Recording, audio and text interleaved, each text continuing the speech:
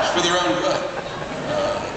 Playwrights, the salary of the American playwright in the Labor Statistics Manual is just below the salary for crack whores. That's true. They didn't print it, but I fucking could have told them.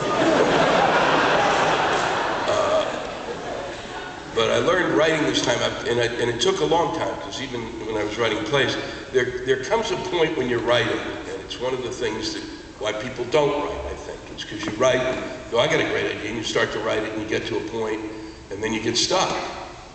Most people then say, at least I assume this is what I did. I'm going to get up from the desk, and I'll go over to the couch, and I will think about it. Well, the thing that I learned was that I don't think. I don't. I don't think I think. When I say I'm gonna think, nothing the fuck happens. When was the last time you said, oh boy, I'll figure this out, and you might as well have just shoved your thumb up your ass? Seriously. I don't have fucking thoughts. I don't. I'm stuck. What's the next thing gonna be? Let's sit down. Okay. It goes blank. And then I go, maybe if I touch myself.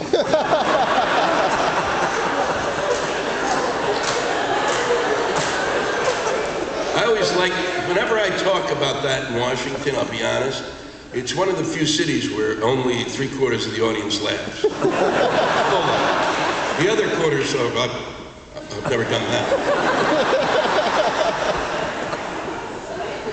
I'm in an office.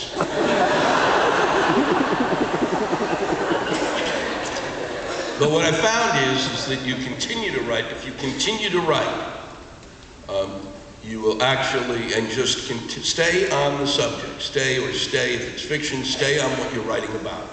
And just write basically what one would call, they left? It's unbelievable. Oh, there you are.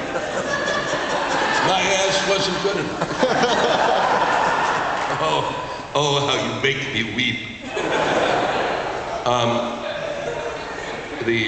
But if you write through it, if you just write what basically is garbage, but stay on the subject, just stay on it, keep writing and writing and writing.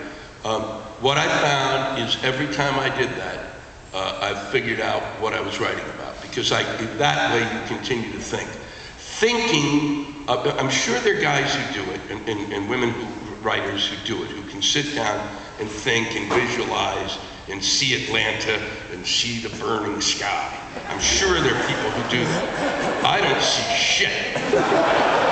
But I do think when you continue to use your pen, your brain, a lot of what I learned about thinking is it takes place in your subconscious. So if you keep going, you get it out, and you eventually, I found that I went, oh, that's what I'm writing about, and I was able to go on.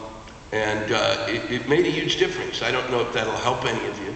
Also, there's a big difference between when you write, when you're typing and you're composing at a keyboard, and when you write with when you just write with a pen. It's huge. I spent the first year in drama school, I had decided that my brain was going to be so quick now that I would have to type my plays in order to keep up with my quick-witted characters. Well, I didn't get shit done. And I realized finally that I had to go back to a pen, and when I went back to a pen, it was when I realized it's a completely different thought process. If you find yourself, if you write at a keyboard, and you find yourself getting stuck, you might want to just pick up a pen and do that. And finally, I guess, the reason I wrote this book is because I felt that there are a lot of books, but when I wrote it, there was a ton of books coming out about religion. I mean, a lot, like every third book. Hitchens' book came out, End of Faith had been a huge hit, And there was one after the other, and I'm like going, what's the fuck up? Boy, I fucked myself now. But most of those, and when I